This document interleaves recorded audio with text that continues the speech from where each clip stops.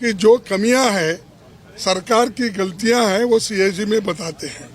तो वो उससे दूर करने के लिए उनको ऐसा सस्पेंड किया है कि 1 दिन 2 दिन कहीं टाइम नहीं बताया। प्रिविलेज कमेटी की रिपोर्ट जब आएगी, जिस तरीके से उन्होंने अपने रजनी पाटिल जी को किया था, उसी तरीके से इनको आज वो किए हैं।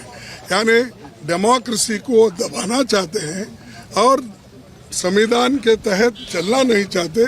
इसीलिए आज हम यहाँ सभी पार्टी के लोग मिलकर प्रोटेस्ट कर रहे हैं और ऐसे जो इलीगल उनके काम है, बेकानूनी काम जो है, इसके खिलाफ हम लड़ते रहेंगे।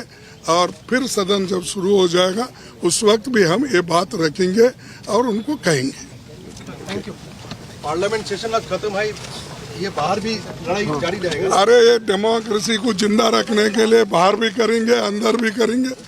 कहाँ हमारे को समय मिलता वहाँ करते जाएंगे। सर, स्पीच भी सुनी आप लोगों ने कल प्रधानमंत्री की, मणिपुर पे बहुत। हाँ सर आप कुछ कहेंगे सर? कल आपको नहीं लगता सर आपने कल प्रधानमंत्री की स्पीच सुनी? हाँ, ज्यादातर समय कांग्रेस नहीं, क्या आड़े हाथ लेते हैं? उनके पास कुछ भी नहीं है। और आपके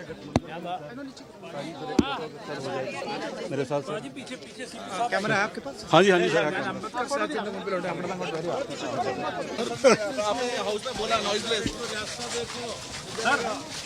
सर आप लोगों ने आज नीरव शब्द दोबारा दोहराया लोकसभा के। तो आप देख रहे हैं यहाँ पर मल्लिकार्जुन खड़गे ने साफ कह दिया है कि सदन के अंदर ही नहीं, बाहर भी इस मुद्दे को उठाने की कोशिश की जाएगी विपक्ष की तरफ से। रमन लगातार हमारे साथ बने हुए हैं। रमन, हमने सुन लिया मल्लिकार्जुन खड़गे को, साफ तौर पर समझ में आ रहा है कि यह मुद्दा यहीं पर दी एंड नहीं होने जा रहा है। माना कि मॉनसून सत्र का आज आखिरी दिन है, लेकिन आगे भी इस तरह का प्रोटेस्ट देखने को मिलेगा। विपक्षी पार्टियां इस पर चुप नहीं बैठेगी।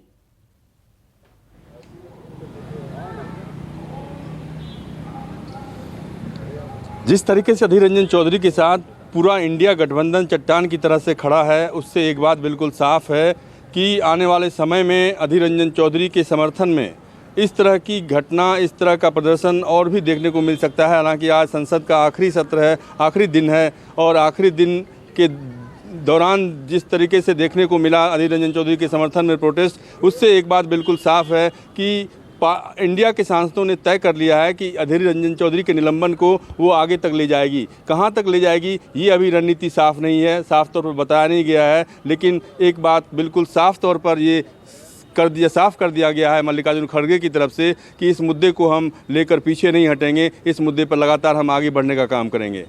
जी कुमार गौरव, अभी आप बोल रहे थे, खुद ही बोल रहे थे आप यहाँ पर कि आपने कहा कि जो सत्ता पक्ष है उसकी तरफ से एक मैसेज है, एक संदेश है, अमर्यादित भाषा पर जीरो टॉलरेंस।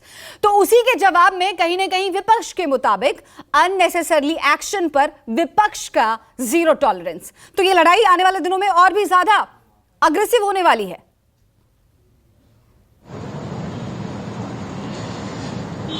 देखिए, जाहिर तौर पे इस सत्र में जो हुआ है, फर्स्ट डे से आपने देखा है मणिपुर के मुद्दे पर प्रधानमंत्री का बयान चाहिए, ये विपक्ष का डिमांड रहा। और जाहिर तौर पे इस वजह से संसद सत्र का ज़्यादातर दिन बर्बाद हुआ, हंगामे की भेंट चढ़ा। अविश्वास प्रस्ताव, उसके बाद एक तरीका निकाला विपक्ष ने कि अब अविश्वास प्रस्ताव लाएंगे तो फिर उसमें प्रधानमंत्री को आकर जवाब देना पड़ेगा। लेकिन अविश्वास प्रस्ताव साधारण तौर पे किसी एक मुद्दे पे नहीं लाया जाता। वो जो मिनिस्ट्री होती है, मंत्रालय होते हैं, खासकर मिनिस्टर्स होते हैं, काउंसिल ऑफ मिनिस्टर्स के खिलाफ अविश्वास प्रस्ताव लाया जाता है। ऐसे में खुला मैदान होता है विपक्ष के लिए भी और सत्ता पक्ष के लिए भी कि आपको जिस मुद्दे पर सरकार से जुड़े हुए मसले पे चर्चा करनी है आप कीजिए। विपक्ष ने रास्ता चुना कि मणिपुर का मुद्दा, चूंकि वो मणिपुर के मुद्दे पर चाहते थे तो उन्होंने मणिपुर का मुद्दा चुना। बाकी तमाम महंगाई, बेरोजगारी, टमाटर की महंगाई और इसके साथ जितने जितने सारे बिल इस सत्र में थे उसमें भी बहुत सारे झोल होते हैं, कई बिल्स में कुछ कमियां होती है। विपक्ष उन तमाम सवालों को उठाता है। उन सब चीजों को किनारे करते हुए विपक्ष ने मणिपुर का रास्ता चुना। उसके बाद प्रधानमंत्री और सरकार के पास भी ऑप्शन था। गृह मंत्री ने सीधे तौर पर आकर मणिपुर पर अपनी बात कही। 2 घंटे 9 मिनट का उनका भाषण चला। सरकार की उपलब्धियों के साथ साथ विपक्ष पे उन्होंने वार किया कि आप लोग कितने करप्ट हैं, कितने घोटाले आज तक आपने किए हैं। क्योंकि मैदान खुला है, कोई बंदिश नहीं है। विपक्ष के पास भी बंदिश नहीं थी, सत्ता पक्ष के पास भी बंदिश नहीं थी। उसके बाद कल पिछले दिन प्रधानमंत्री आए, उनके सामने भी बात ही यही है कि अविश्वास प्रस्ताव लाया गया था ये सोचकर, विपक्ष ने सोचा कि विश्वास हम जीत लेंगे, लेकिन सत्ता पक्ष ने कहीं ना कहीं संदेश दे दिया कि अविश्वास आप में है, विश्वास तो हम जीत गए। बहुत बहुत शुक्रिया फिलहाल आप दोनों सहयोगियों का।